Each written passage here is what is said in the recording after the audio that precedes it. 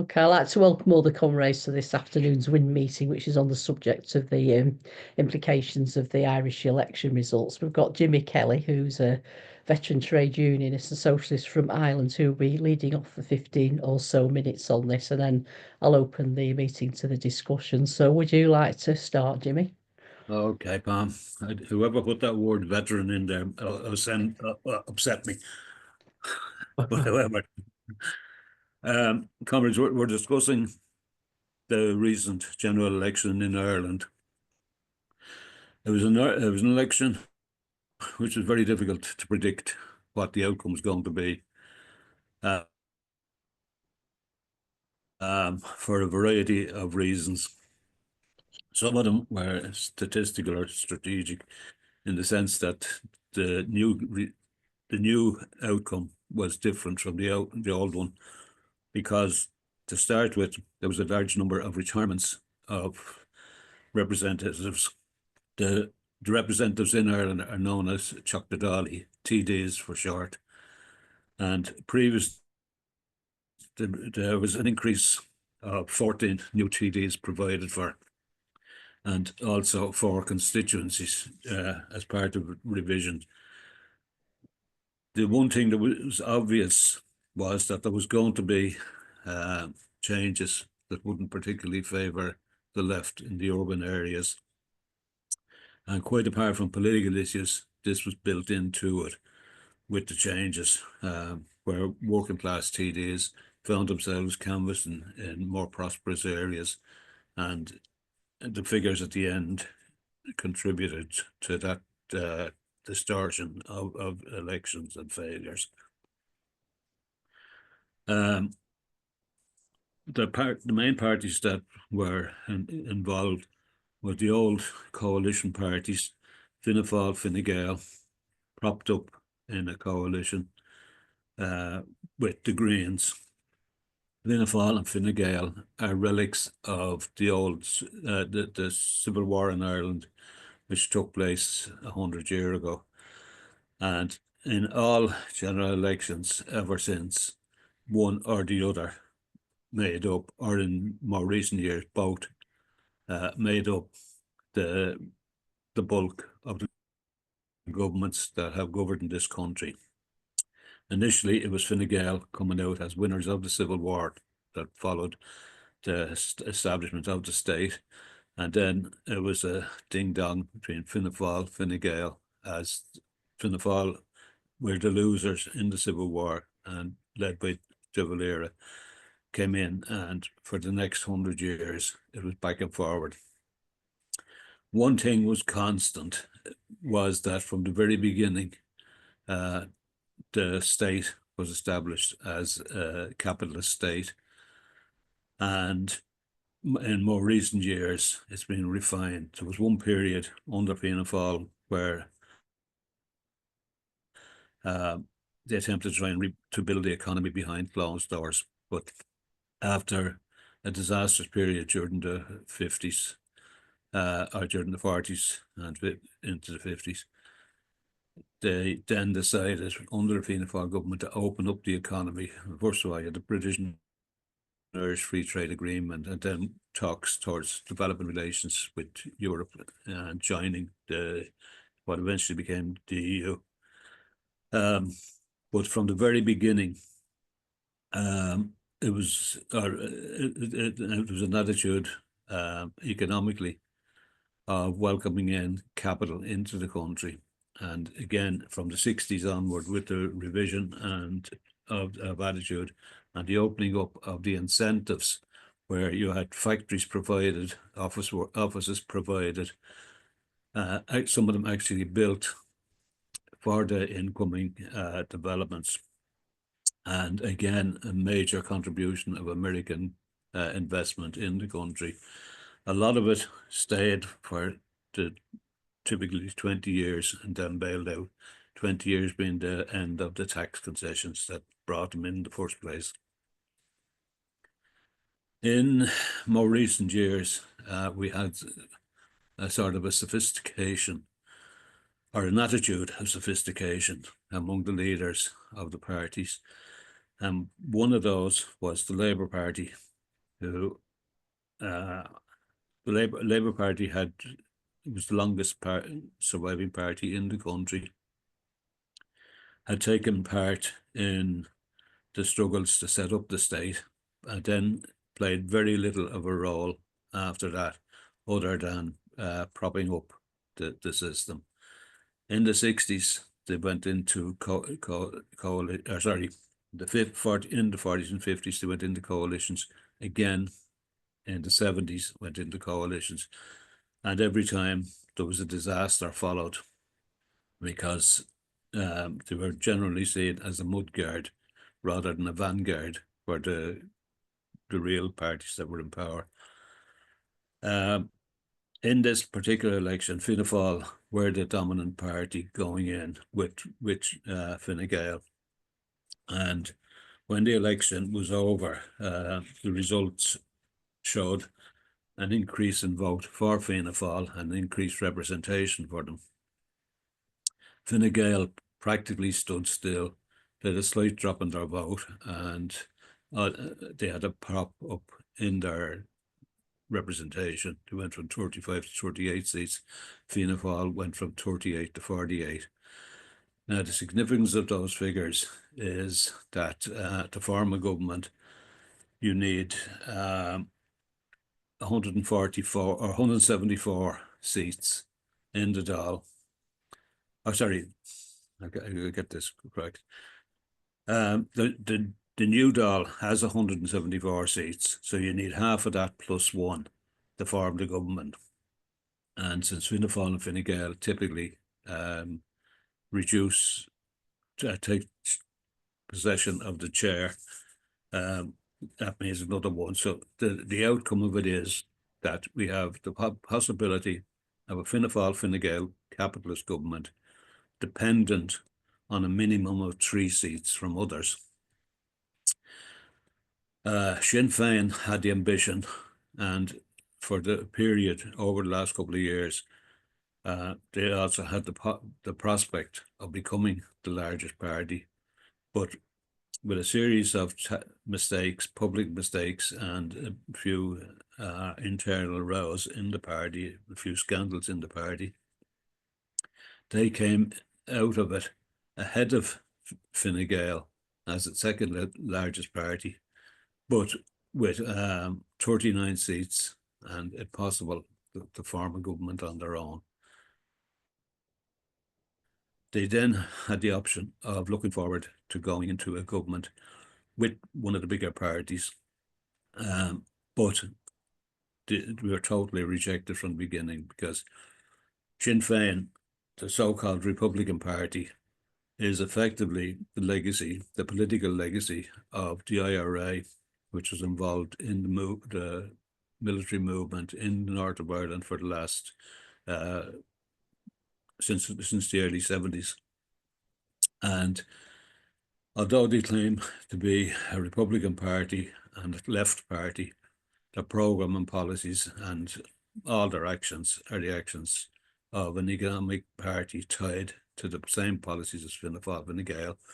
And in the period preparing for this election, they assured the representatives of capital from America in particular that they wouldn't introduce any policies that would be hostile to the American economic forces here.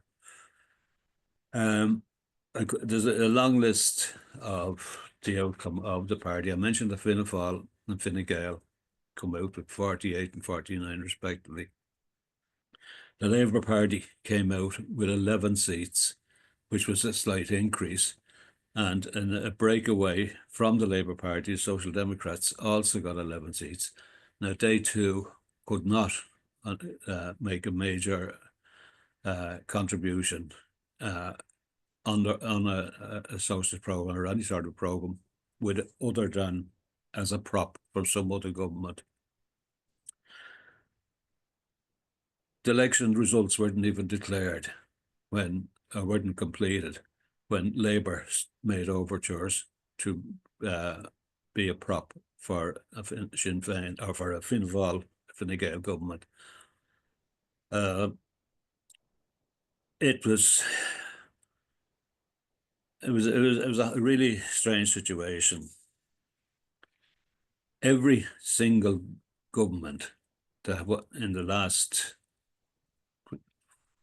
half century, every single government, the lowest party always failed in the following election. There's an unwritten law on that. This time it was the Greens. They went into it with something like 11 or 12 seats. They went in, and they came back with one, and they were very lucky even to get that one. But Labour hasn't learned any of the lessons of history, and are willing to offer themselves and offer the policies, or offer the cancellation of the policies, on the basis that they will get some ministerial office and use that office to promote particular sectoral interests, while the rest, the government gets on with the rest of developing the national economy, or the national rip-off, whichever way you like to look at it. The socialist groupings had setbacks. The main socialist group and People Before Profit went into the election with 5 seats and left it with only 3. The Solidarity section, which was the representation of the old militant, came out with just 1 seat. The other socialist group and the independents were changed, which Comrade Joan Collins, which comrades here will be familiar with.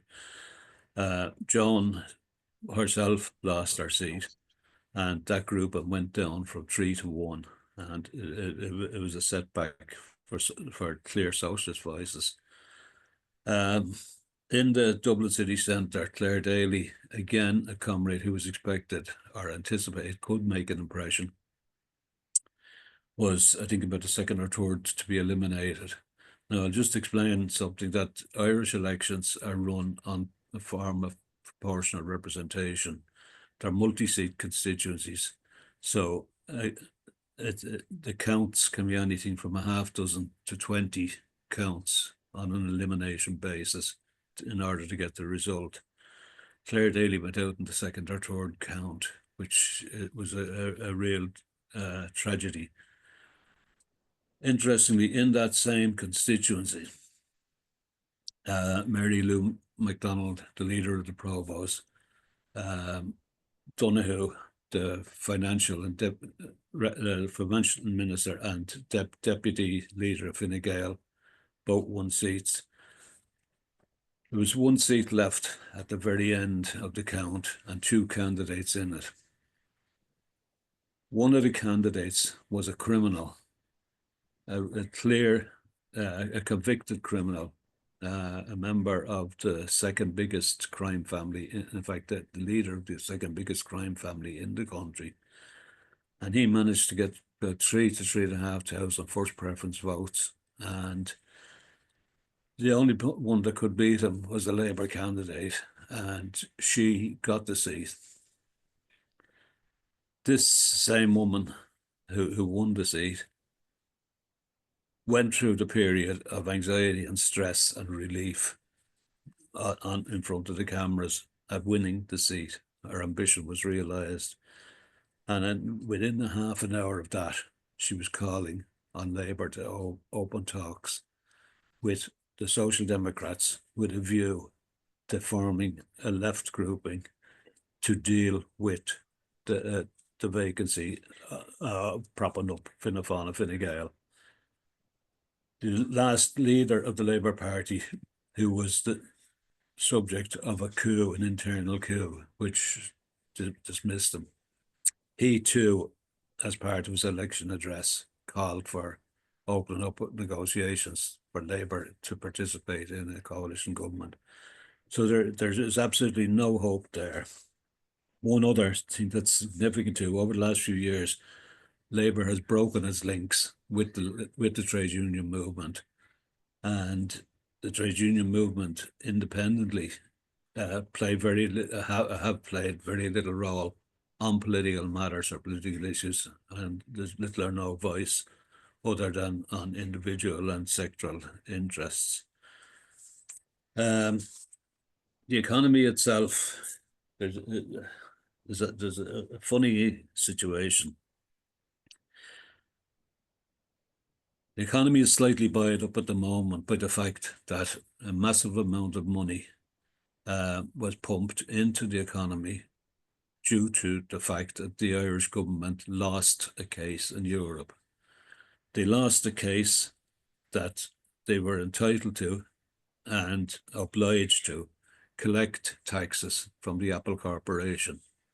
And they spent millions of euro opposing the European Commission, demanding that Ireland collect that money. Ireland lost and unfortunately had to go to Apple and collect that money. And that money is now pumping into the economy and it's assisting to buy it up. There was a couple of bribes just before the elections in terms of social welfare with double pension payments and double fuel allowance payments. And for the British comrades who lost their fuel allowances, I sympathise with you, but the rest of us here were absolutely delighted to get it.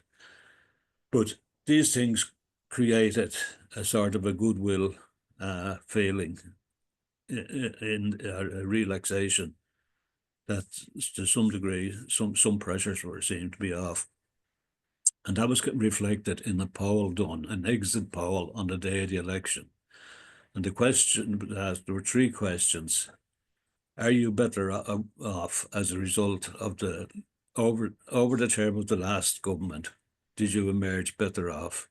Did you emerge without much change, or were you worse off? Well, the combined no change and betters said that they were 65% better off. Now that 65%, it surprised me, because this is the same economy that is devastating the health service. I have a personal interest in this, in that I have disability problems to deal with. I need a new leg. I am 3 years now. No, but do go on. Okay, Pam. Yeah. And 3 years now on a waiting list to get a hip done. I'm at the bottom of a queue that is so long, nobody knows how many are on that list scattered across the hospitals, nor indeed have they anything other than I will maybe see again in another year. And this is the same answer that thousands of people across the economy are getting from the public service hospitals. All the various medical sectors are the same. Not now, sometime later, maybe. In the meantime, the private health service is doing okay. And the craziness of the scheme can be seen that it's possible to go to Europe and get surgery and get treatment, pay the bill in advance and come home, and the Irish government will reimburse you something like about 70 to 80% of the cost. An absolute insanity when it's balanced up against the fact that a children's hospital has been built in Dublin and nobody knows how much it's costing. Nobody knows what it will cost. The government do not have figures, and the contractor are making fortunes because the government made a complete cock-up of it. It is a scandal. It's an economic scandal, it's a political scandal, and it's a social scandal. They also had some cosmetic scandals in that they built a bicycle shed on behalf of the Greens to park their bikes. And Finn might be able to remember the actual amount, but I think it's something like 300,000 was spent to build that bicycle shed. Again, in a time where there is no effort been made to implement the plans for a transport system throughout Dublin, which is an absolute mess and chaos. Again, mainly from policies initiated by the Greens, but with no integration following it. With the result that workers are not shopping in the cities and they're not living in the cities, and they're just becoming commercial deserts, office deserts. The question at the end of this is, where is going to go from here? What is going to be the outcome? I personally believe, and that one of the factors, one of the groupings that emerged out of the election results was a group of independents. The independents are mainly break-offs from the Fianna Fáil and Fine Gael people. They represent the business class, they represent agricultural classes, and they have formed a political grouping, and their policies are very little different, except they probably want a little bit of a push through sooner than what Fianna Fáil and Fine Gael. And the possibility is that they will provide that guaranteed link to them, which will again guarantee a stable capitalist government over the next 5 years. It's unlikely that it's absolutely unlikely that there will be anybody from the left in those governments, despite their ambitions and despite their careerist plans. The factors that are looking over their shoulders is when the Apple money runs out, the economy is going to have to face increased taxation. It's unlikely that taxation will come from the rich. It'll come back onto the poor. And the other question is the shadow of Trump. If Trump manages to push through a program of the repatriation of profits and the repatriation of jobs and manufacturing back to the United States, Ireland will not be immune from that. And the possibilities are then of serious industrial problems, of collapse of jobs and pressure on wages and conditions and security. So the final comment I want to make is that the real challenge that's out there now is for the left to try and stabilize and recover and establish a base. The performance of the present core of left groupings has been fairly disastrous, because over the last few years it's been riven with sectarianism, and the result now is that the electorate just consider them indifferent or a prop-up situation in most cases. A few of them have been elected with more on personality rather than on policies. The closing comment I want to make is in relation to the far right. Dublin in particular was subject to fairly serious outbursts of attacks on property, on police, and on the left wing, or sorry, the right wing, very, very cleverly used the mass media, or the computerized media, to focus problems, social problems, onto the migrant community. There has been a very, very large input or import of people from all over the world, from Ukraine through Africa, through Asia. It's not having any serious effect on the economy from the point of view of employment, because there's enough vacancies in the employment area to absorb it. The government is shoving these people into buildings and dwellings that are not of a great standard. They're comfortable enough, but they're not the type of places you want to live in permanently. But the far right are contrasting these facilities being provided with the huge housing complication that's sitting in the country, in that it's almost impossible now for a young person, and a young person is now anything under 40, to buy a house, to buy a home. And the far right are making mileage on this at every opportunity. Plus, anytime there's any violence, it's the migrants that are doing it. If there's a killing, it's the migrants that are doing it. In the local government and in the European government elections recently, the far right started to make gains electorally in Ireland.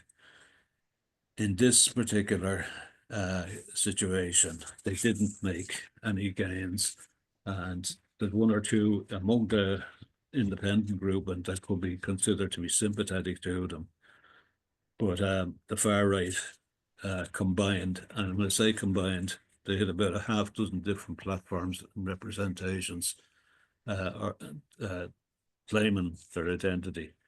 But they only got a very, very small percentage, and to my knowledge, none of them succeeded in being elected under any label. So I leave it at that at the moment, and if anybody wants to query anything, I'll try and help if I can. Well, back to you, Pam. Thanks very much, Jimmy, for that very comprehensive introduction. I'm going to throw the meeting out to discussion now. If anybody would like to speak, please put your hand up and I will take you in order.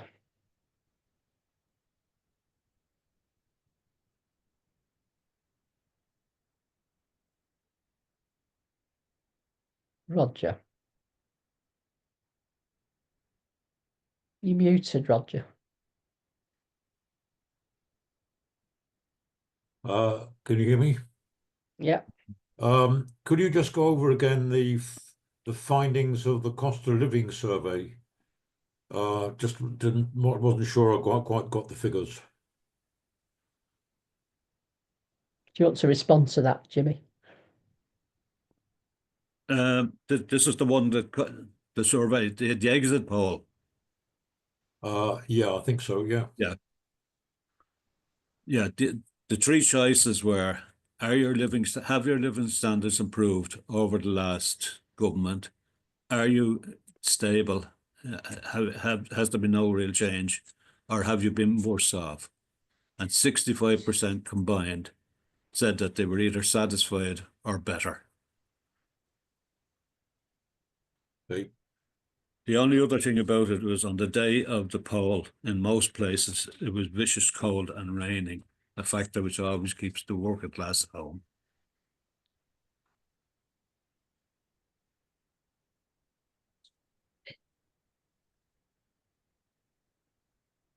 Let's go next.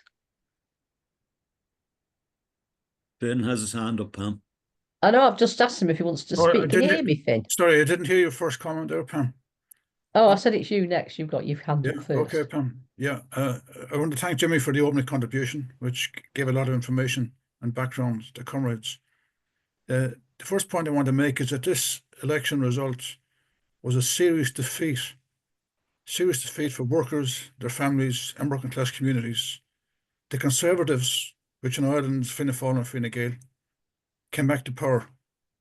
So all the issues that were evident during the last reign, housing, what is a major crisis in terms of renting and purchasing of houses, health, there's a 2-2 system, and as Jimmy explained, big waiting lists, big hold-ups in treatment for children, particularly in psychological service, major problems in education, where people have to pay fees, and education isn't funded at third level, and there's no provision for the majority of people in preschool. That will get worse under this government. It's a major defeat.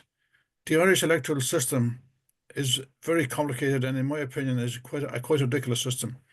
It's proportional representation, but there's many ways in which proportional representation can be operated, such as, for instance, in Germany, where there's a party list system along with an electoral system.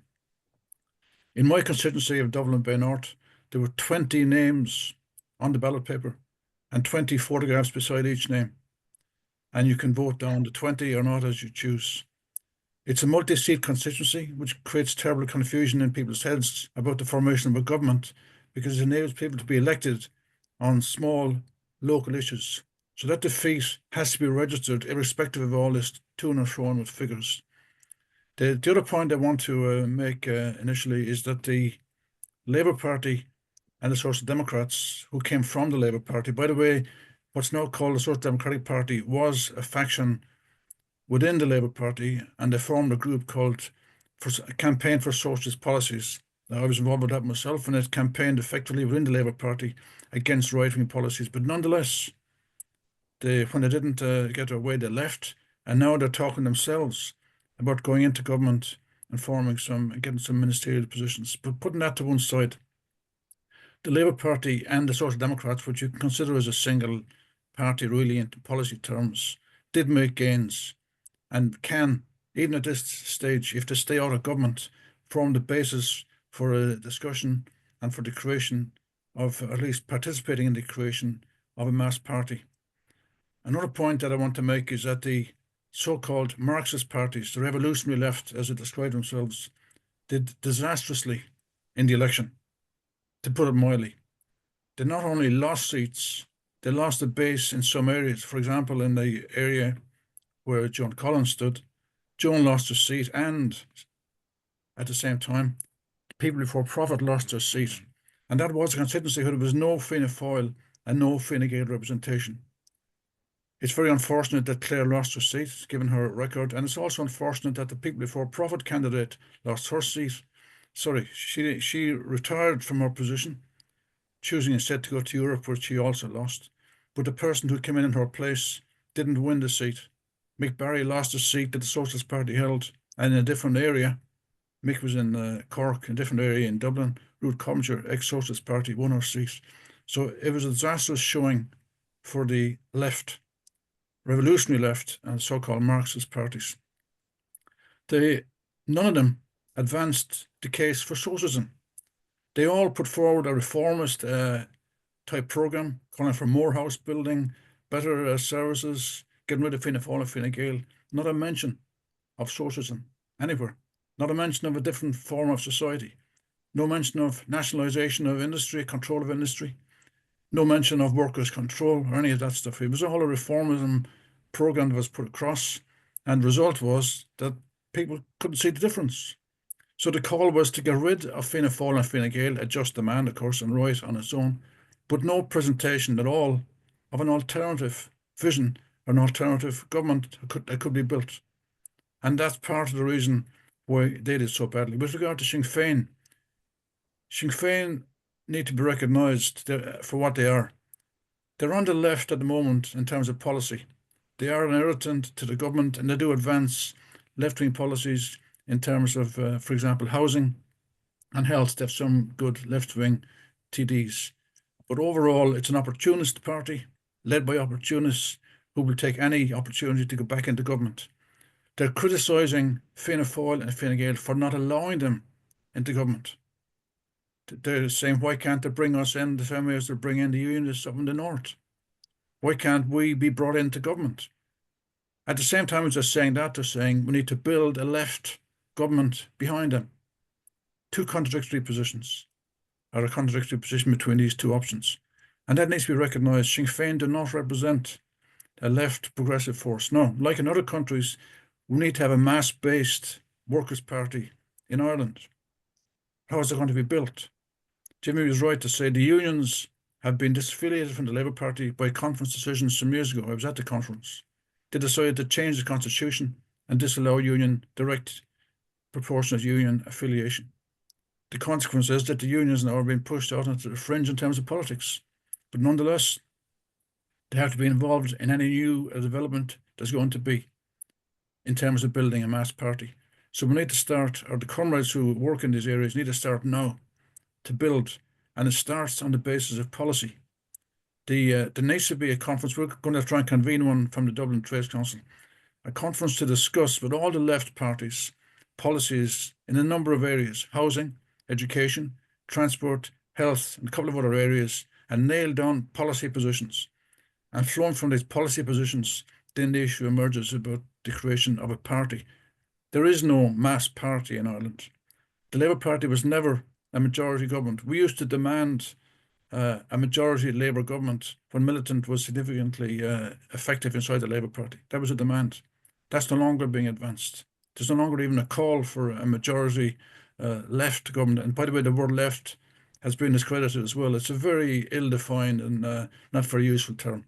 Far better to talk about socialist parties and the socialist organisation as an alternative way of building society. Now, there's a number of points which will emerge in the discussion, but the divisions that have been exposed in the election need to be analysed. We need to recognise Fianna Fáil and Fine Gael not as clever manipulators of voting patterns, but as a right-wing conservative government that's coming into power now, and they need to be fought on that basis. The independents might make up a government, but they're not significant. In the longer run, they're not significant. It's been a major defeat that people like Joan lost their seat, but there was no strategy to build an alternative government. They were just, I mean, Joan was very good, but they're still campaigning individual MPs to get themselves elected with no overall strategy. And the opposition that's been held out still about the Labour Party and the Social Democrats needs to be dealt with. You can't build a movement to replace this government just by the Marxist left, revolutionary left MPs coming together. That's only part of the process. Sectarianism, as Jimmy has mentioned, is a major problem in Irish society. It always has been, but it's the same in other countries as well. We have to overcome that. So in the building of a mass party, which is what's necessary, we have to bring together the trade unions, community groups, left-wing MPs or TDs, as Jimmy explained, as we call them, the Labour Party, whose vote went up, the Social Democrats, which is really part of the Labour tradition. They must all come together in a conference at the very minimum to begin the process of building a mass party in Ireland. And the revolutionary left, as they call themselves, need also to be need to persuade their members to be part of that. They're involved in all kinds of campaigns about housing, about anti-right wing, about Palestine, but they never face the fact of how do you change society? How do you build an alternative movement to change society? And that needs to be discussed. So if we can begin with a conference to discuss the policy questions, perhaps a half a dozen policy questions, and from that then the question arises as who, what party is going to carry through that programme.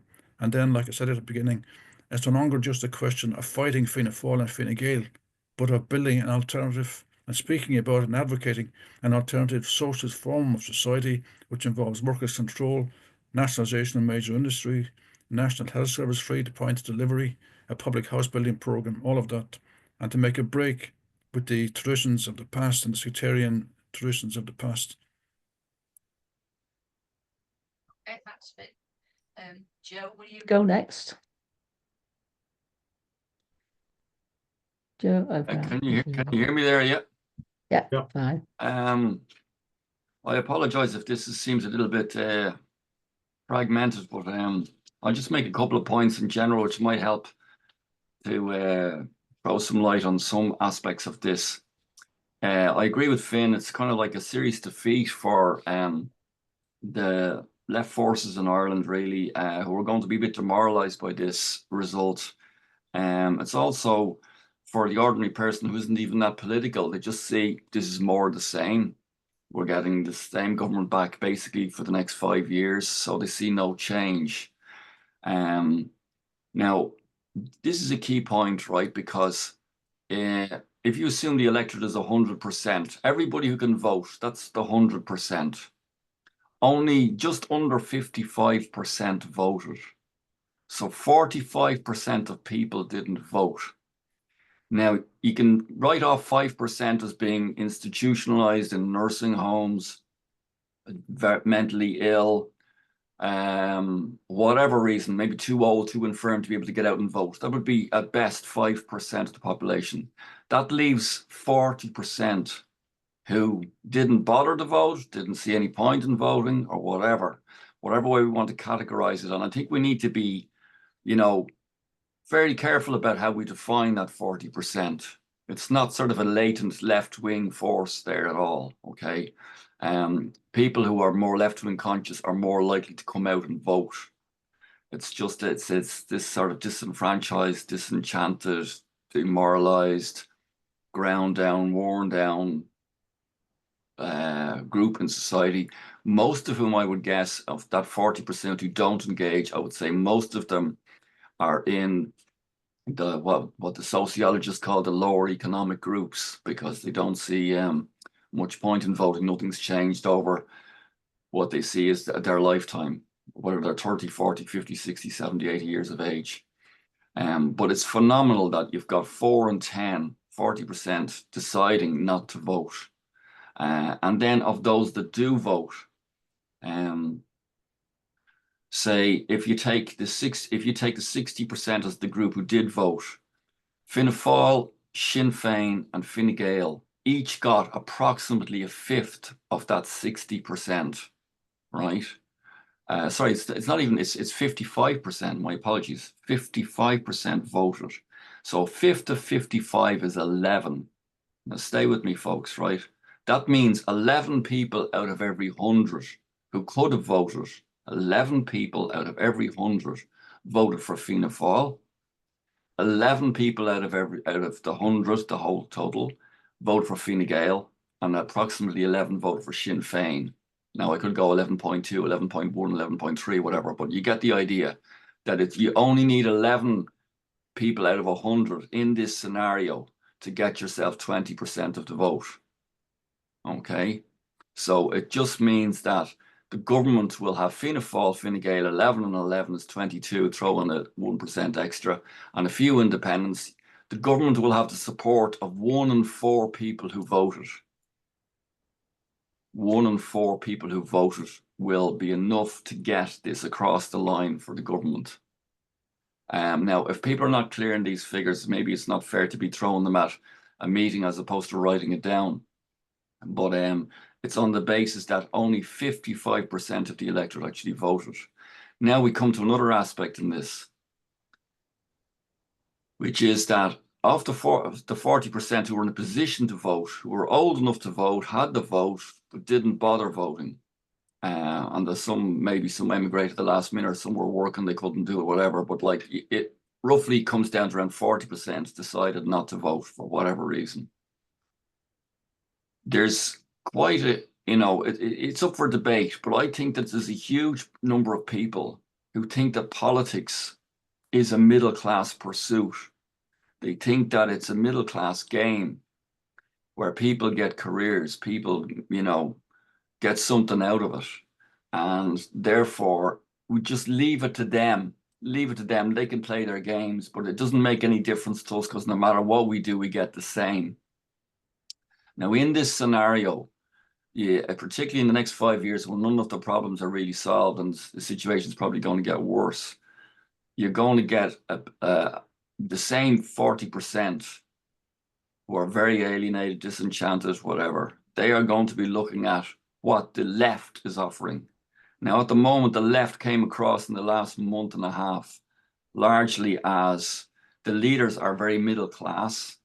Again, they're part of the game. They talk the language of politics. They talk the language of the pursuit of the game of politics. So therefore, they're not seen as anyway socialist. They're not seen as anything other than careers in another kind of way, which means that for anybody who's looking for something really different, they were looking towards Sinn Fein in the last, go back maybe 5, 10, 15 years ago, and Sinn Fein mopped up that protest vote. But Sinn Fein are now seen as part of this game, this pursuit. So this leaves the ground hugely open for the growth of the far right, even though they didn't do particularly well in numbers terms. They couldn't motivate the vote because people, again, probably felt there's not much point in voting. They're too small. They're not going anywhere or whatever. But I think that 40% is very worrying. I'd say you have the 1 in 5 voted, the people who voted Fine Gael. They're very conservative, largely upper middle class business section of society. They support Fine Gael. They're loyal to their Fine Gael party. Fianna Fáil have a more fluctuating vote, but it's largely workers and lower middle class who vote for Fianna Fáil. And Sinn Fein have mopped up a huge amount of the vote that Fianna Fáil traditionally got.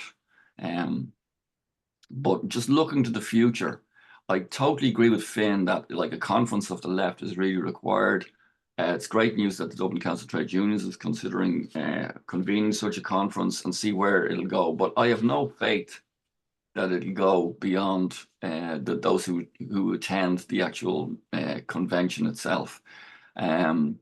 Unless some leaders of trade unions and some very powerful figures throw their weight in behind it and embarrass the hell out of the leaders of the SD, the Social Democrats and the Labour Party into doing something and coming together.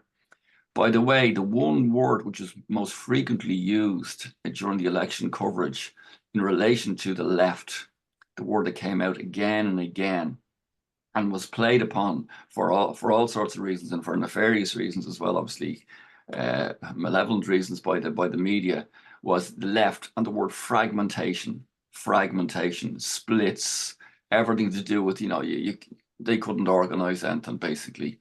They'll never come together. It's a waste of time. It's just that they're almost like a sideshow to the main event of government and so on. So in this context, again, you have this sort of subtle brainwashing going on. Left means division, left means splits, left means fragmentation. So how is that supposed to inspire confidence in the working class, in the left as a force? Sinn Fein, the perspective I have for Sinn Fein is that it's actually now in a bit of a crisis. It's coming to a head now because their relevance, as Finn pointed out, they've 1 foot over, way over to the left, 1 foot over, way over to the right. They don't know where they are, and they're not really going anywhere as long as they're a bit of this and a bit of that. The right can only mop up their vote. The more conservative Sinn Fein voters, and there's not many of them, will maybe move over a little bit to the left or whatever. Some may move back to Fianna Fáil or whatever. But by and large, the protest vote that allowed Sinn Fein to go to mushroom from being around 5, 7, 8% up to, at one stage, 28%, 30, 32% in the polls. They once got to 32% in the polls. We should register that. And 1 or 2 polls hit them at 30, 34, 35. But like, that's completely gone now. That's evaporated. And again, their vote is going to go somewhere else. Now, it's not all about votes, obviously. This is just an election. I think there will be movements around housing and other issues in the next few years, but certainly I'm not sure that people will be looking to their politicians to solve things, given where things are at. I think it's become more and more discredited in the eyes of people. Even a lot of the people who vote, they kind of instinctively know that it doesn't really change much. The last thing I'd say, and I don't like going on too long, but economically, this might help the English comrades understand this a bit more.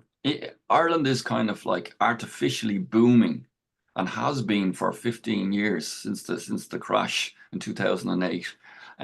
Well, not immediately after the crash, but it recovered, and it's recovered largely due to the fact that we're effectively the 51st state in the United States. There's a phenomenal amount of US investment here, been favorable tax rates, the whole lot. But the fact that Ireland is English speaking is very significant for US multinationals. Also, England pulling out of the UK, sorry, pulling out of Europe has further enhanced Ireland's status and economic position. So this survey that Jimmy quoted of 65% basically being happy enough, it's probably actually true. And that, you look at the figures, people trying to get new bathrooms or new kitchens or whatever, they can't get them, but they have to join a big long queue. There's actually a mini boom in a lot of sectors in Irish society, consumer goods and stuff like that. There's been no issue in the last 4 or 5 years, and the tax receipts coming from the corporate sector is huge. It's artificially boosting the government's ability to tackle things. These are things we didn't have in the 1980s and 1990s. Ireland is financially in a far, far better position to address and to put money into certain areas. And this is all relatively artificial.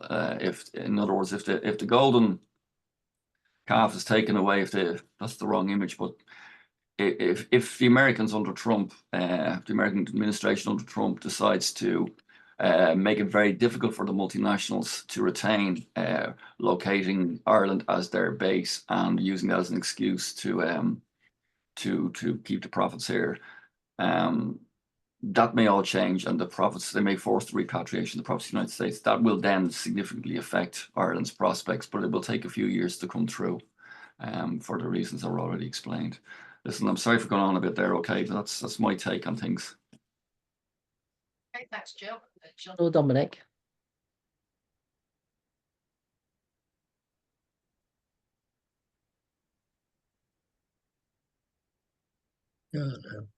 Okay. Yeah, I think it's been a very useful discussion so far, and particularly Jimmy and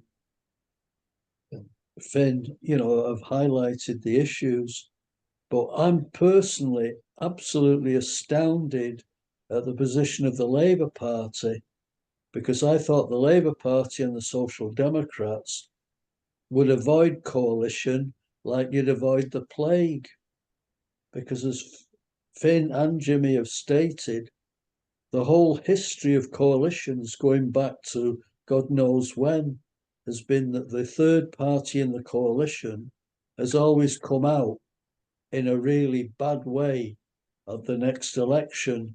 I mean, it's absolutely highlighted by the position of the Greens going from 12 seats in Parliament to 1 seat in Parliament. Now, what's equally astounds me in the position of the Labour Party and the Social Democrats is the situation of the Irish economy. The Irish economy is in a real mess as far as the working class are concerned. I believe rents in Dublin are actually higher than they are in London. The situation is one where the health service, actually in Ireland, I believe something like 14% of gross national product is pumped into the health service. In Britain, I think it's somewhere between 9 and 10%. But I would say that if asked which is a better health service, the British or the Irish, it'd be hands down saying the British. That's despite all the difficulties that the British health service has, because it is a national health service. And with regard to the private sector, a friend of mine who was from Derry but worked all her life in Dublin and had a very well-paid job. And part of that well-paid job was private health. She contracted a very serious disease. It wasn't cancer and it wasn't a heart disease. It was tied up with a stomach which had, gone haywire. And for a year after she contracted this disease, she got the best of treatment that you could ever wish for. But as soon as that year was up, she landed up being turfed out of the private hospital and onto the state system. In the end, she decided to go back to Derry, where she came from, for the National Health Service. And to be quite honest with you, the health service, housing, and also, I think it's a false, situation. Ireland has the lowest rate of corporation tax in the EU. I mean, when I'm talking about the lowest, I'm talking really well below what is the sort of going rate in Europe. And I think this is one of the consequences was the decision of the courts in favour of the Irish economy against Apple, despite the fact that the Irish government fought tooth and nail to reject that decision and to actually put money back in Apple's hands rather than take it for state expenditure. So if you get a situation in Europe where they start perhaps looking at equalising corporation tax, then Ireland will come off fairly badly. I've taken to looking at the labels of some brands that you get, in the supermarket and looking where they're registered. And overwhelmingly, they're registered in Dublin. Brands that you take for granted as being British are registered in Dublin. And the situation's one that the Irish economy may well be doing well at the moment, but there are all sorts of serious pitfalls that it could fall into. And given, as I say, the crisis in Irish society as far as the working class are concerned, I think the situation of convening some form of meeting to try and pull, if you like, the left in Ireland or a working class base in Ireland together is absolutely essential, and I hope it goes well. But you know, I'm absolutely astonished when I heard that Labour and the Social Democrats wanted to get into bed with Fianna Fáil and Fine Gael. My own thinking on that before this meeting was that, as I say, they'd avoid it like the plague. I'll leave it at that, comrades. Anybody else at the moment? Just one question I'd like to ask. We have in the UK, we have a campaign which is being led really by Wing Comrades Campaign for a Mass Workers' Party. And the idea of that is to try and generate a campaign for a new mass working party based on new layers, the trade unions, community groups, and so on. What we actually have at the moment is the sort of pop-up parties coming all over the place. All sorts of groups and sects are trying to start new mass working class parties. I just wondered if the same sort of thing was going on in Ireland. Maybe one of the Irish comrades could respond to that. Jimmy, do you want to come back and respond to anything that's been said so far? Yeah, there's nothing I'm going to disagree with what Finn or Joe said in general. I agree entirely with Finn that this has been a defeat, but it's been a defeat mixed with unnoticed little victories as well. We talked about the medical service. In the election, the Minister for Disabilities and the Minister for Health both lost their seats. Now, it could be said it was due to the mechanics of PR or whatever else, but it's still significant that there is a relationship between their jobs and the way that they mishandled them and the fact that they were both rejected. The question, I think it was Dominic mentioned it about being surprised at the Social Democrats getting into bed with the Labour Party. The Labour Party made overtures to the Social Democrats, and the Social Democrats have rejected. That's important. They have rejected doing a combined deal. Now that doesn't mean they won't go on their own, but for the moment, they're against a combined platform with the Labour Party. Let's say, Joe mentioned again, Finn mentioned it too, the possibility of raising the idea of activating or initiating a campaign within the trade union movement.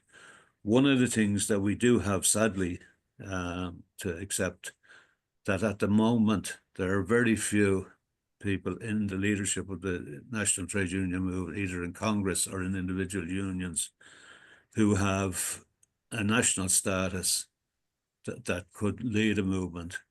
Most of the prominent leaders of the last two generations have faded out with time, and they haven't really been replaced.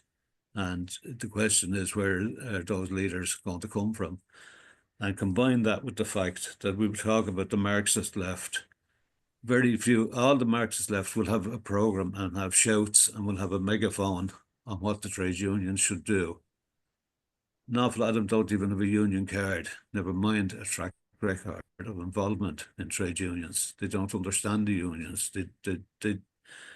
Some of them don't even understand the problem of work, because they're professional revolutionaries rather than workers raising political ideas based on experience. One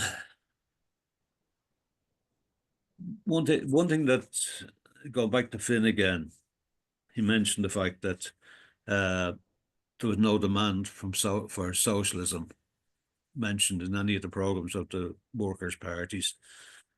I made a list of the manifestos of the parties that went in for And just for the sake of it, I just mentioned Fianna Fáil, their manifesto was headed moving together. Sinn Féin's was the chance for change. Fine Gael, securing your future. The Greens, looking towards 2030, a decade of a green decade. The Labour Party, building better future. Social Democrats, future starts here. People before profit, another Ireland is possible. The Solidarity, real change, not spare change. And the reactionary right, common sense, solidarity for a better future.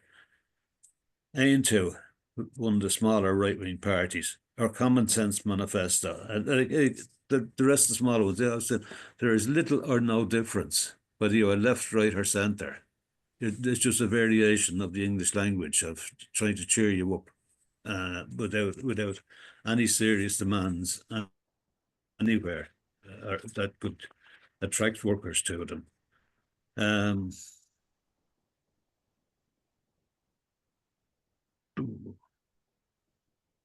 I wrote something down beside Pam's contribution, but I can't read my own writing. I'm sorry, Pam. I was just asking if there was any comparable movements in Ireland like we've got in Britain, where we're talking about a new campaign for a mass working class party, whether you had a similar thing to us, that or you've got all these pop-up parties coming from all over the place, various people of the existing left gathering together in various groups and organisations, pro-Corbyn organisations. Do you have anything like that going on in Ireland? The answer, Pam, would be, if they're there, I haven't seen them. Right. To be honest with you, the leadership of the left is on that screen, and it's mainly Finn through his work in the Dublin Council of Trade Unions. And I do have to give credit. There is a generation of people active in the Dublin Council of Trade Unions who have a socialist understanding, who have a tradition of working in the Labour Party, and some of them working in the Communist Party, which we don't necessarily respect, but they're still activists. But apart from Dublin Council of Trade Unions and a few individuals in other trade unions, there is no organised or no common platform that I'm aware of for people, because the other lefts are so obsessed with their own survivability. Me first, us first, and everybody else. Listen to them, but they're remote, they're detached. And the other thing is then the question of where is the generation going to come from? And the answer is that wherever it comes from, it will be motivated by experience. And if the economy appears to be doing well, that's going to delay it. But the thing about it is, the economy is brittle, it's fragile. It's dependent on too many external factors, because it doesn't have massive natural resources that it could keep it going on its own. It's a very fragile place to be, no matter how well it appears to be, or it gives illusions that it is. So there's all these thousands of building workers that are working at the moment, earning decent money and looking as if they're in a situation for the future. The building industry can collapse in days, as it did the last time. The cranes start swinging in the sky again so fast that people won't realise it. But it's out of events like that I would see a recovery of workers making demands. And the real challenge to the question there is to have organisations, have ideas that workers can relate to, and people who can relate to the workers for the future.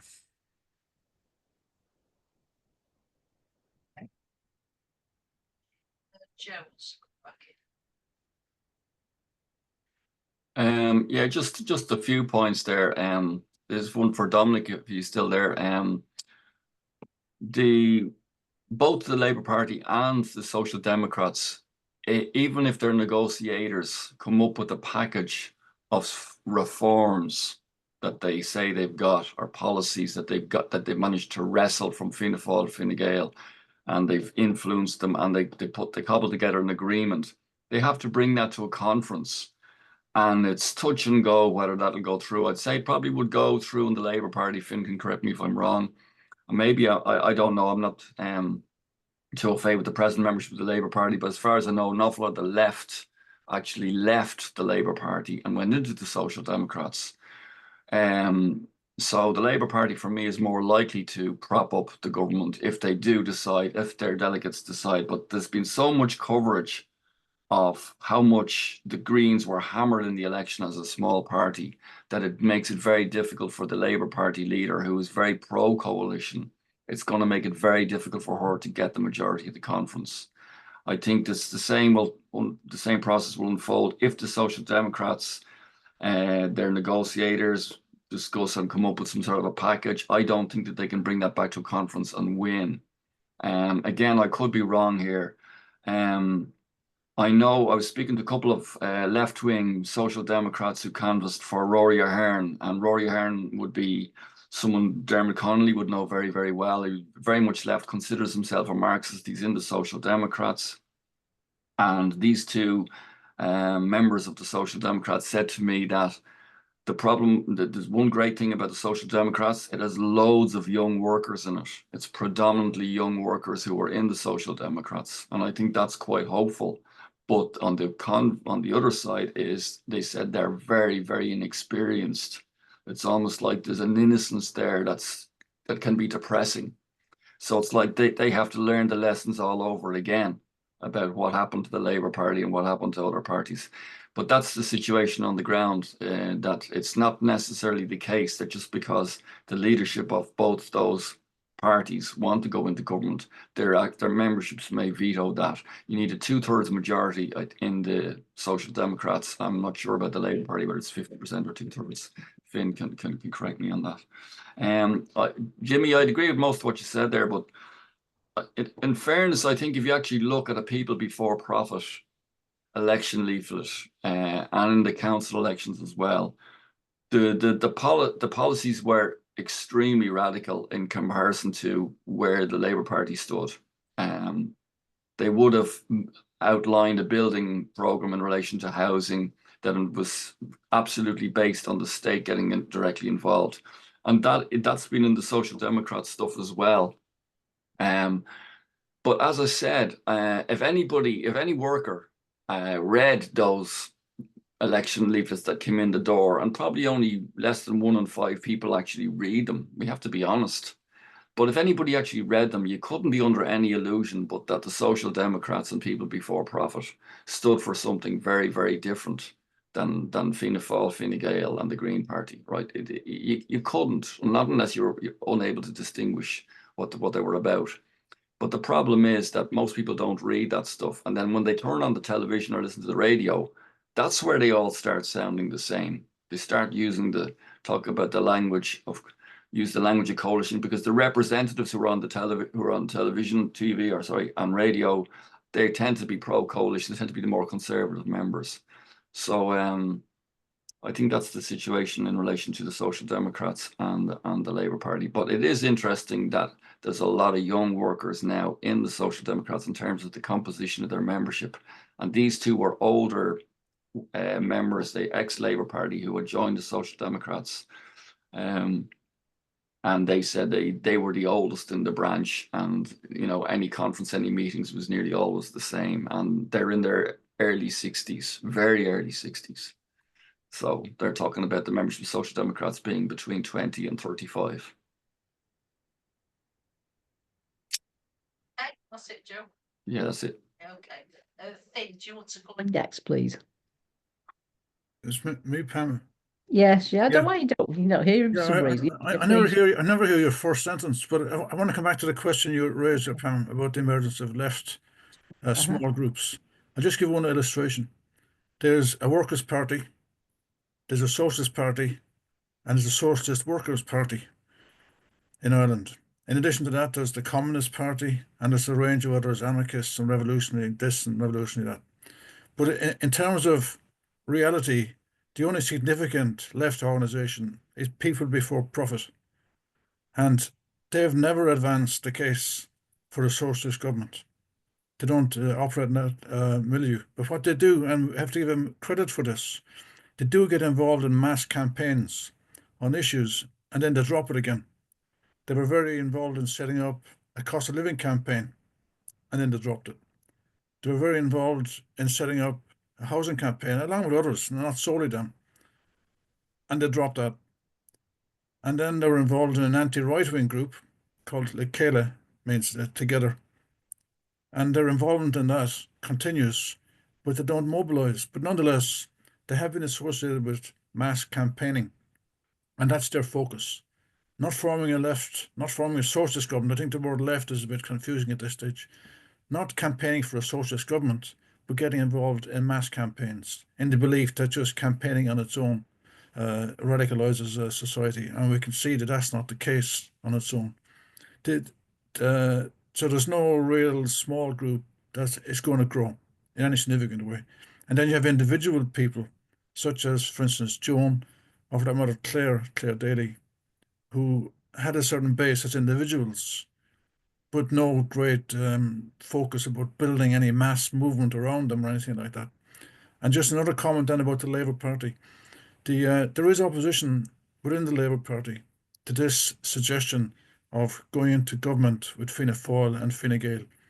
The only MEP that the Labour Party has, Éanna Riordan, has come out against forming a coalition with Fianna Fáil and Fine Gael.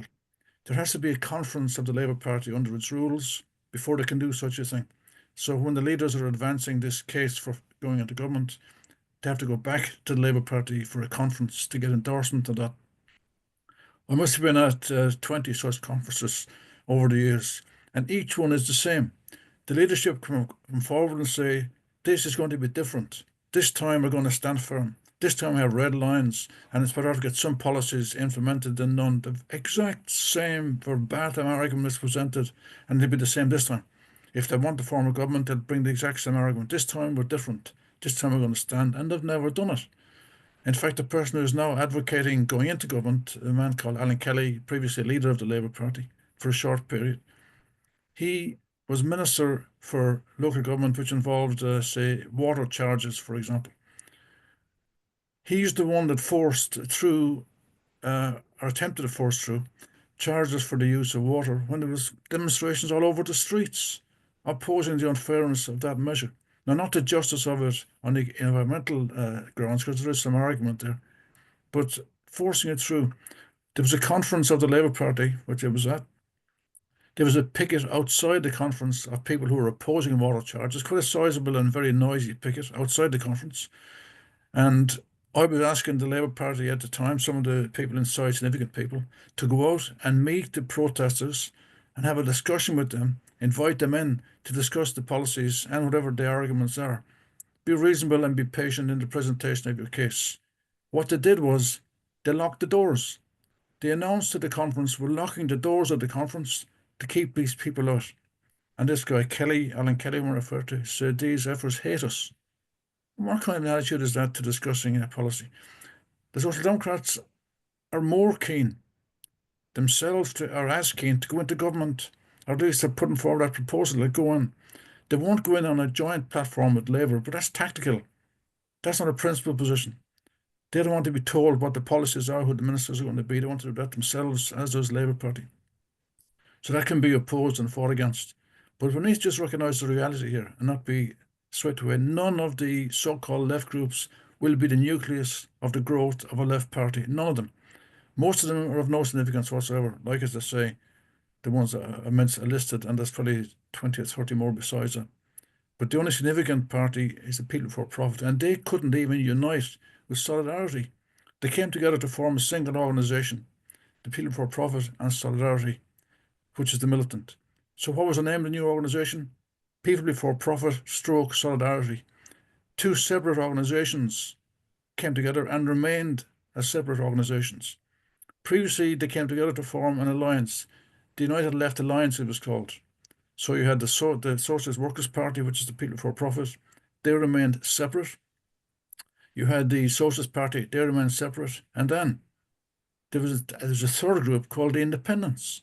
So somebody who joined the United Left Alliance, who was neither a member of the Socialist Party nor of the Socialist Workers' Party, then joined an independent group. And what kind of a way is that to unite socialist movements into a single organisation? Inevitably, as we predicted, it split. You had the Socialist Party going off their way, the People of Profit going their way, and the independents then became the right to change independence. And then the independents were changed, split. So there's now two groups, one involving Clare, which is called the Independence for Change, and one involving Joan, which is the right to change. I mean, it's just an absolute joke.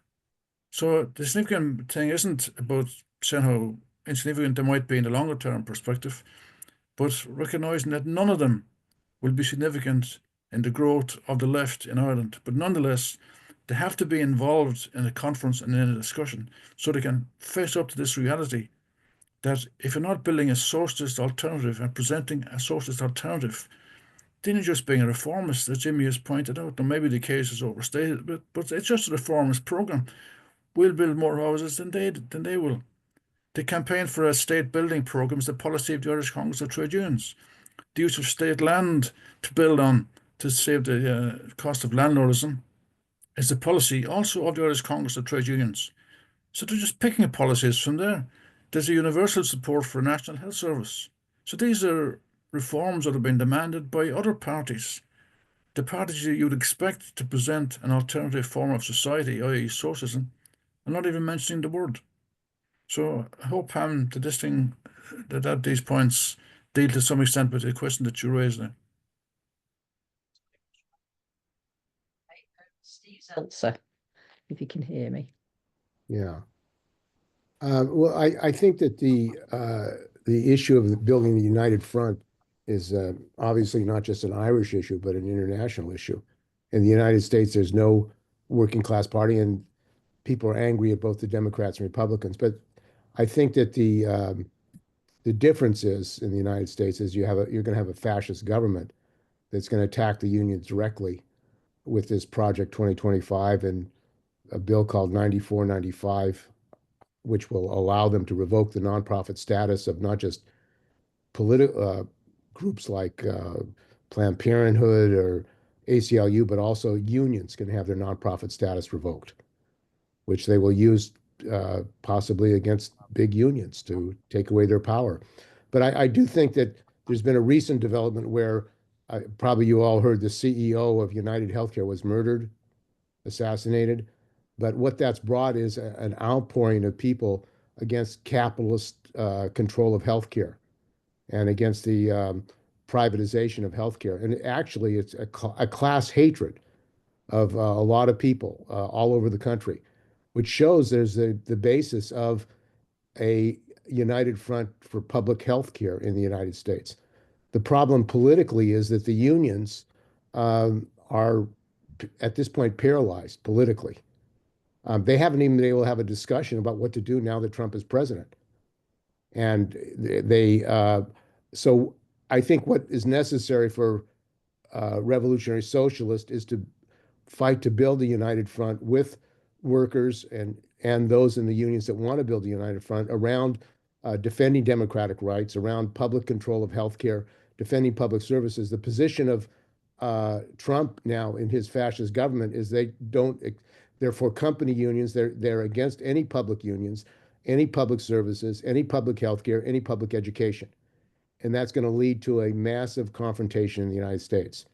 There are going to be raids, police raids, FBI raids of leftists, of Palestinian activists, and groups like the PSL, which is one of the largest left organizations. And this is going to come as a big shock to activists in the United States and the left.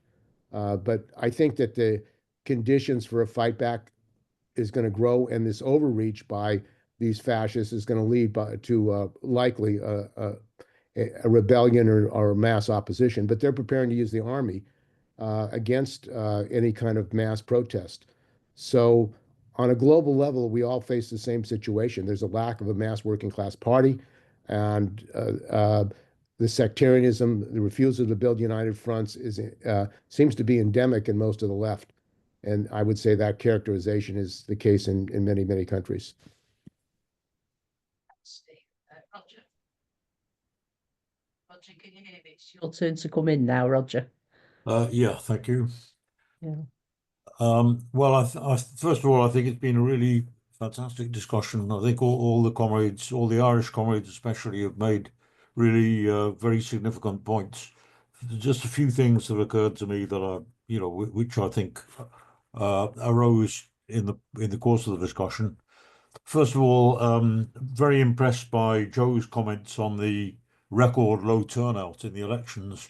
That's a feature of most of the elections, certainly in Europe and in the USA. A very significant drop in the number of people participating in the elections, which is a sign of the revulsion and the disgust and the just the complete rejection of the antics of all the left party, of all the traditional parties, including those of the so-called left, who've completely disappointed the hopes over decades now, over generations almost. And that's a very disturbing basis for the development of the far right. We've seen in Britain exactly the same thing. Everything that Joe said about the election results in Ireland, it was almost parallel with what happened in the recent British elections. First of all, this so-called massive Labour landslide was based on the lowest vote for Labour for decades. It was based on there was a huge wave of derision of Corbyn, particularly in the 2019 election, of saying what a disaster the election result was and so on. The fact is that that Starmer got at least 500,000 votes, fewer votes than Corbyn got in 2019. The fact is that Labour got, again, because of the low turnout and because of the huge shift of votes towards none of the other parties, whether it was Reform, whether it was the Greens, whether it was Independents, Lib Dems, etc., etc. But as a result, Labour got actually 20%, that's all, 20.1% to be precise, of the total electorate. It was a massive rate of abstentions, and we see, the latest stunt from the so-called Reform Party, the far-right party in Britain, which is growing very fast. The latest stunt was a petition to hold new elections, which got, I think, something like 2 or 2.5 million signatures. It's just a stunt, and it's not a particularly it's certainly not a statement for revolution, but it's a sign of the turmoil and of the disillusion. And I'd say these far right, I don't quite got. Of course, we saw that on really in spades in the election in the USA with the presidential election. I'm still I feel inhibited about characterizing Trump as a or the Trump presidency as a fascist government. But I would say maybe Trump personally is he's playing with fascism and with all kinds of completely bizarre, reactionary and repressive policies, monstrous policies. But I think the question is that the confrontation, as Steve quite rightly said, the confrontation is still to come. The fact you might have a fascist, or what you could call a fascist, in office is not the same not the same thing as saying that fascism has triumphed. The big battles are still to come. The big confrontation is still to come, and the outcome is something that is not yet determined. But then the question of building a left party or building a proper working class alternative party is the key thing in USA, in Britain, and of course very clearly we can see in relation to Ireland. Or we've got the same infantile disorder, if you like, of the little left parties, the self-appointed pop-up left groups, or in Ireland as in Britain, which is just muddying the waters and actually creating an obstacle to the creation of a real mass workers party. Of course, in Ireland, you've got the added complication of the remnants or the relics of Sinn Fein, of the nationalist movement, which I suppose, I don't know whether it would be right to say that they represent a kind of nationalist nostalgia for the days of when it was simply a question of taking up arms against the British occupation and so on. But the question is, nothing could be resolved without the development and the building of a mass party based on the working class, and a party that means a party based on the only mass workers' organisations that exist, which is the trade unions.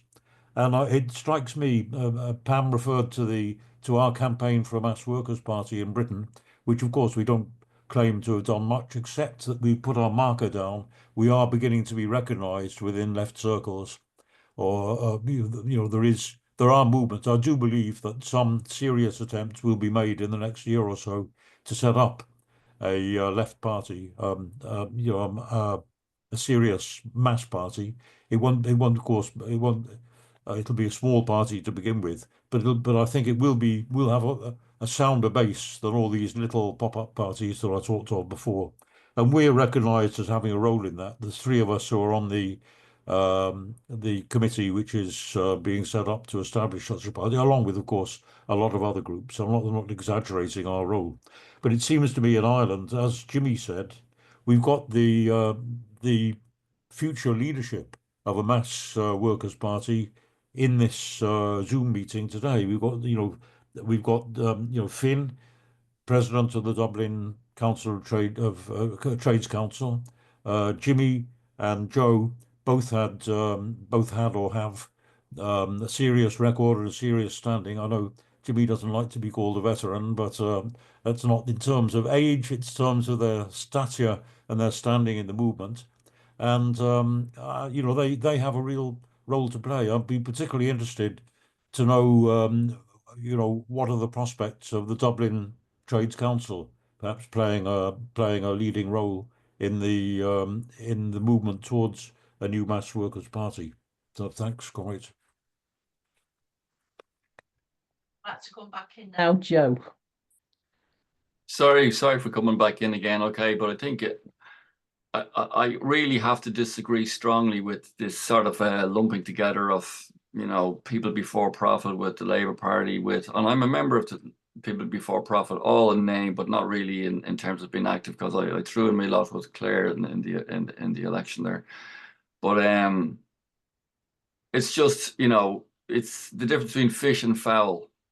Just because the fish hasn't got a big sign around his neck saying "I'm a fish" doesn't mean he's not a fish, and it's very obvious to everybody he's a fish. It's very obvious to anybody who's observing politics, who takes even the remotest interest in Irish politics and listens to 1 in every 10 programs or watches 1 in every 10 political programs. It's so obvious that people before profit are a far left party discussing absolute reforms which the Irish state is not willing to concede. It's what we used to call transitional demands. If you go along to people before profit meeting, you will hear the word socialism mentioned at least 10 times. There's no question about it. And on some of the leaflets, the word socialist is used and used regularly. In the election, it mightn't have featured, but then it's very obvious to anybody who's watching what's going on that people before profit represent the radical left alternative. I have my issues with some people and people before profit and with some of their the way some of the ways they operate. I think they burn out people. I think they're involved, Finn, in so many of these campaigns. They take them up and they make the running with them, and then they just can't sustain it because they're trying to show leadership in all these different areas, but there's nobody else to take up the cudgels, and that's the problem. That's why they drop it and they move to the next thing, and in the process they're so frantic in how they do it, and they kind of crack the whip, and all the members have to be out on the demonstrations and so on. And I don't mean to crack that in a hard way. They don't. They just say, look, the protest is there. If you want to come, we're there, whatever. And gradually the numbers, they might be there initially, but whatever the campaign is, like any trade union campaign, the numbers decline, and then they move on to another issue. they would probably say, Finn, why don't you, if you're concerned about the way things are dropped, why don't you come along and join and help us to sustain it? Like, you know, so it's a two-way thing.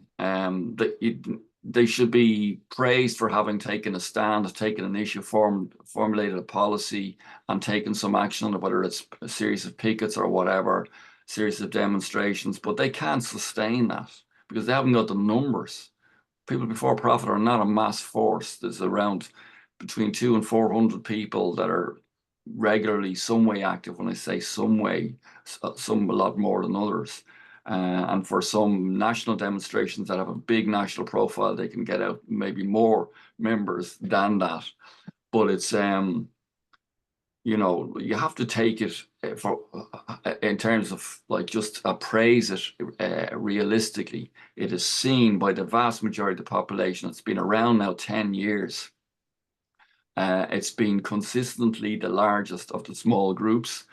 And if anything, Clare and Joan have lost the credibility. Their vote has gone way down. They've lost, like, where are they going? They're talking about building an individual thing, really. It was an individual independent project. There was much less left wing of trust in certainly in Clare Daly's literature. So I just think we just need to be a bit more, you know, I don't know what the word is in our appraisal of these parties. And the Social Democrats, as I said, their housing policy is unmistakably different from Fianna Fáil's, and it's not just a simple matter of saying they're going to build more houses. They're saying the difference is that everybody sees clear as night and day is that Fianna Fáil, Fine Gael stand for the market will solve the problem.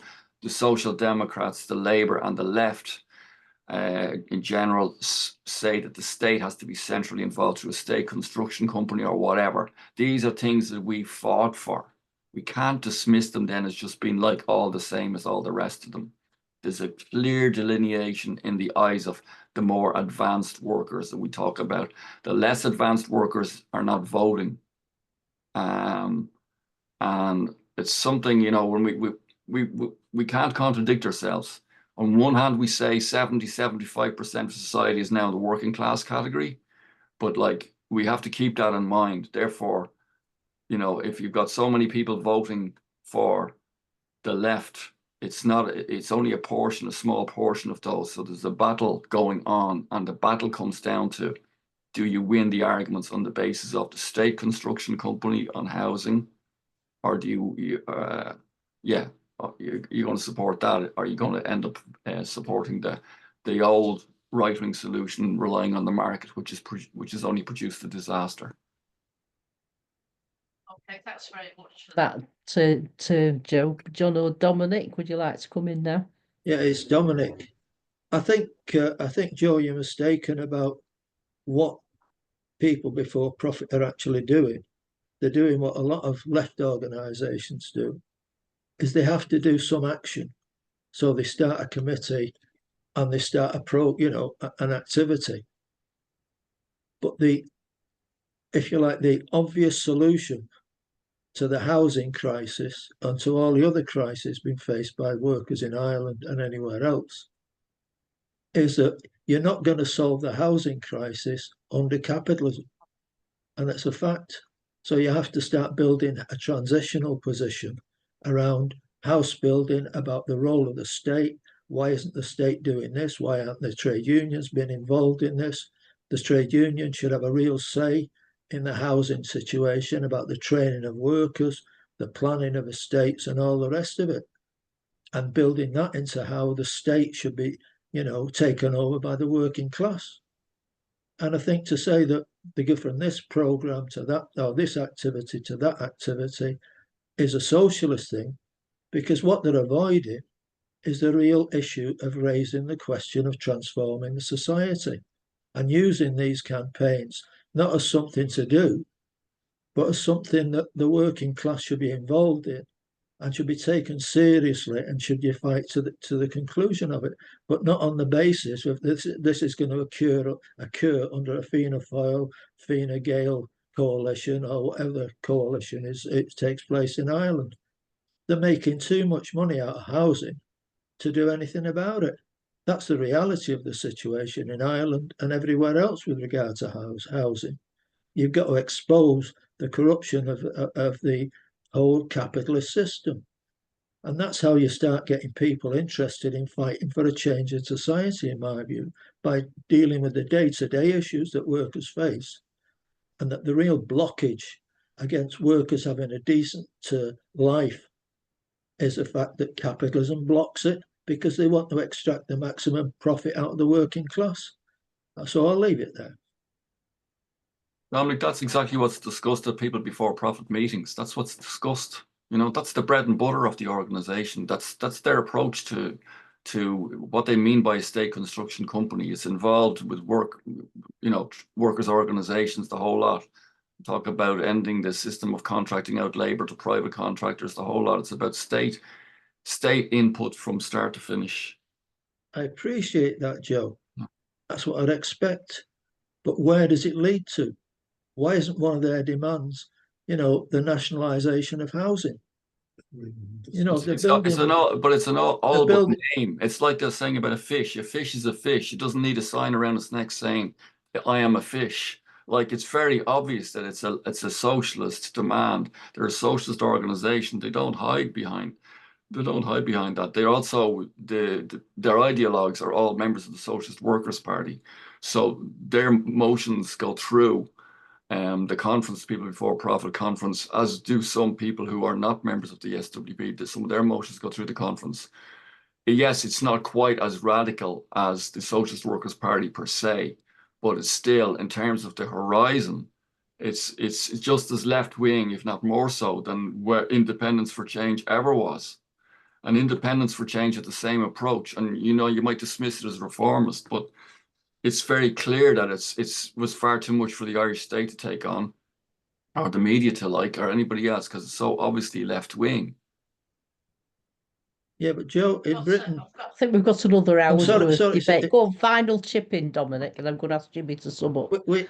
Militant had a campaign in Britain on the anti-poll tax union. They made a hash of it because they didn't understand what they were doing, but they saw it through to the end. They didn't say, "Well, this isn't working too well. We'll try something else."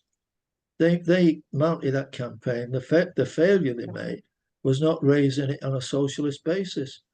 You know, at the end of the day, they even rejected the fact that there was a victory on the anti-poll tax campaign.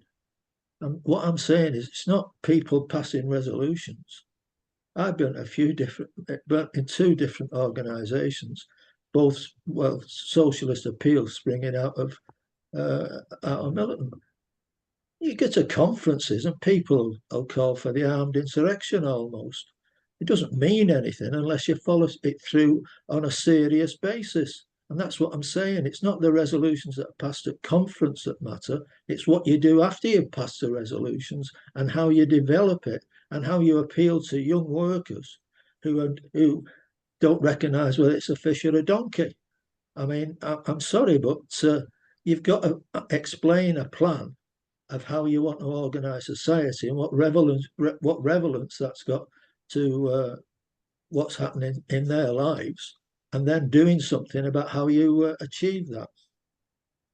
Well, I could say that the Socialist Party, just the last sentence. The Socialist Party for 10 years or 20 years of its existence has done exactly what you said there, Dominic. Okay, they haven't just passed resolutions. It's in all their literature that comes through the door. Socialism is up there in the top. The whole lot they call the Socialist Party. They've got nowhere.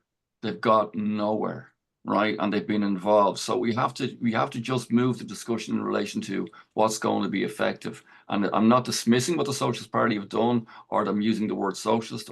You should use the word socialist, but it's wrong to characterize People Before Profit as an organization which somehow is deliberately hiding the word socialism or is ashamed of the word socialism. It's in a lot of the literature that goes through the doors.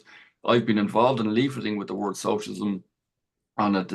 But they bring out leaflets on housing or health or whatever. It is targeted to the event, and they've only got so many members. There's hundreds of thousands of working class people who haven't joined to sustain the campaign that you want sustained. It's just not possible for them. And it's not just about motions, and I know that. Thanks, John. I mean, obviously, this debate is going to go on and on.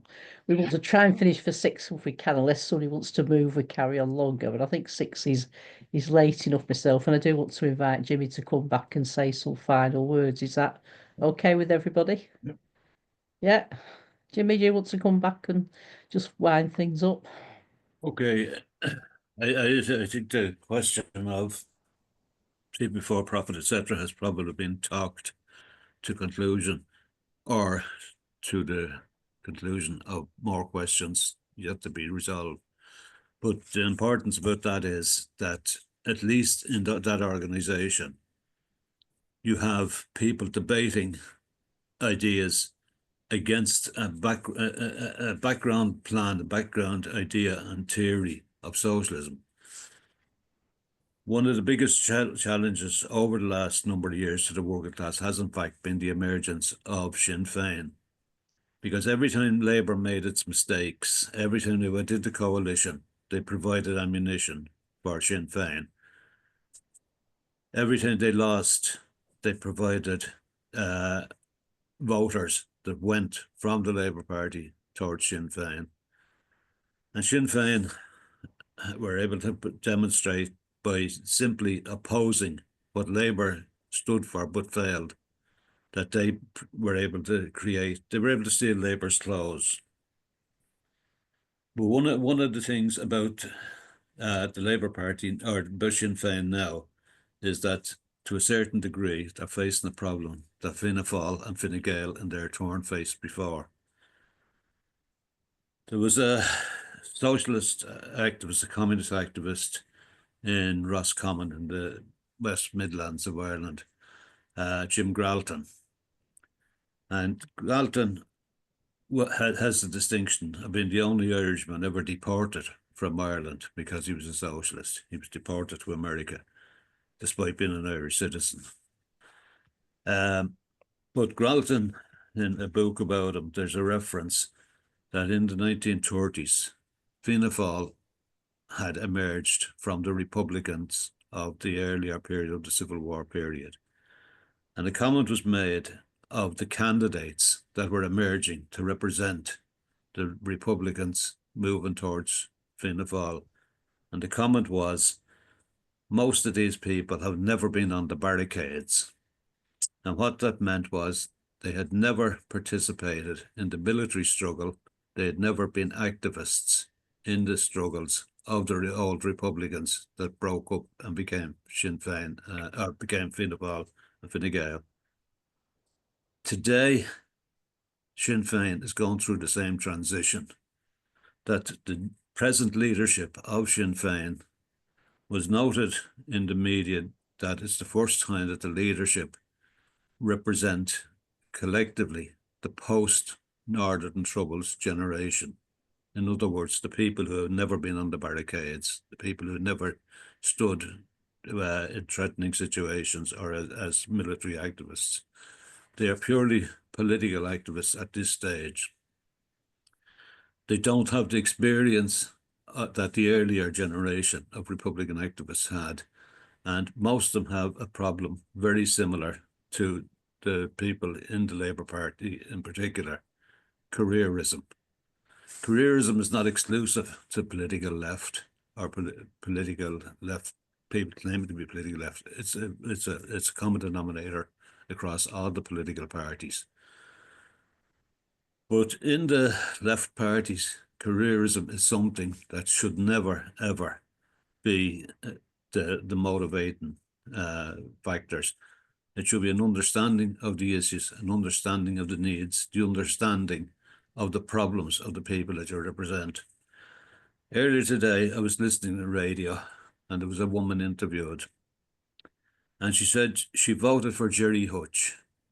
Jerry Hutch was and still is, the criminal who came from inner city Dublin, who came from a community destroyed by poverty, destroyed by exploitation, and later on destroyed by drugs and criminality that Hutch was a part of. But this woman said Hutch came down to her doorstep, knocked on her door, and chatted with her. He didn't have any program. He didn't have anything to say in terms of trying to win her support. He just got her to talk about her problems, and he listened, and he shared an empathy with her problems. And she said she doesn't agree with the man, that he's a criminal, but he listened and he shared, and she went out and voted. Now, we can learn from that woman, an ordinary working class woman in Dublin, who said she hasn't voted for more than 10 years. And she went out and voted because somebody listened. That's the type of attitude that has to be to replace the careerism, the people who want the jobs. And some of them are, like, to be honest, some of them are motivated by the fact that they understand what needs to be done and think that they can do it. They think they can be absorbed into the structure without being, without having to compromise. But there's very, very few of them can do that. But one of the things that we also have to understand is capitalism, theoretically, is never going to sort the problems. And the thing that's facing us is that the market is something that represents capitalism, not just in theory, but in practice. And we know that the market will not solve the problems, whether it be health, whether it be construction, whether it be any of the problems facing society. Fine Gael and Fianna Fáil are committed openly and clearly to the market. They don't apologise. They say that's the way they see the economy developing. The people who are going to be affected by the next slump and the subsequent slumps in the economy, they won't be looking for the market. They won't be looking for socialism. They won't be looking for anything. They'll be looking for solutions to their problems. They'll be looking for jobs. They'll be looking for welfare. They'll be looking for heat in their homes. They'll be looking for education for their kids. They'll be looking for roofs over their heads. And what is needed is organisations and individuals who will not only listen to those people when those events take place, but will anticipate that they are going to take place, and they have ideas worked out and ideas developed to be tested, to be proposed. And that's where the political programme comes in. And that really is where we should be looking towards developing those links and developing those ideas and working with individuals who would agree with and understand the same thing.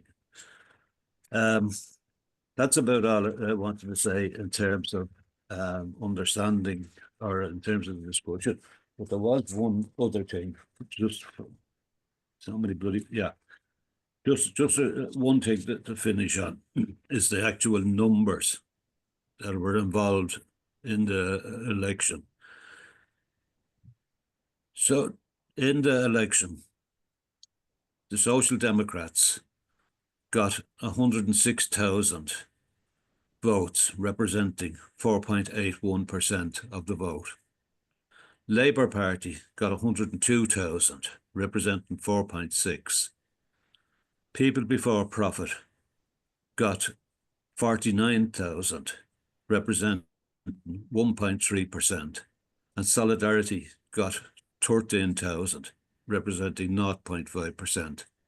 That's the reality of the gap between the Marxist left and the soft left in Irish politics. That's the gap that has to be bridged to bring the ideas that relate to that woman in East Wall that came out to vote for the criminal because the criminal listened. So I'm going to leave it at that, comrades. Okay, thanks, Jimmy. So a big thank you to Jimmy for leading off, and thanks to all the comrades for participating in the discussion. So that's the end of the discussion for this week. I'm just going to go over to Roger about next week now and about the winter break where he's going to be having. Roger. Okay, comrades. Well, next week, after a long series of meetings about elections, there's been just a whole spate of general elections, and all of them quite dramatic and kind of convulsive.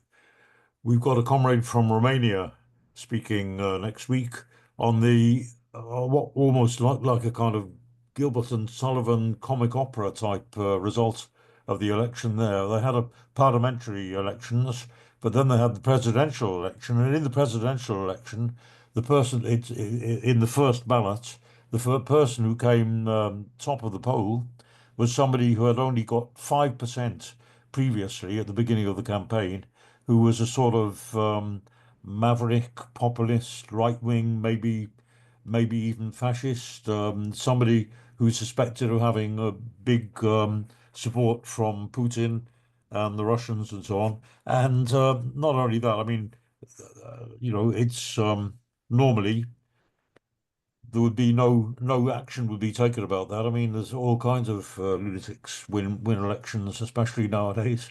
But they've now cancelled that election, and they've got a whole new election simply on the basis that they don't like the result, so they didn't like the winner. So it's a completely, as I say, completely bizarre situation there, and I think we're very privileged to have somebody, a Marxist from Romania, who'll be speaking next time and explaining the background to this situation. So I hope to see everybody there. After next week, we'll have 2 or 3 week break for the Christmas holiday season, and we'll resume early in the new year. Thanks very much, Roger. So again, thank everybody for the attendance, and that's the end of the discussion for this week. See you next week. Bye. Cheers. Bye, comrades.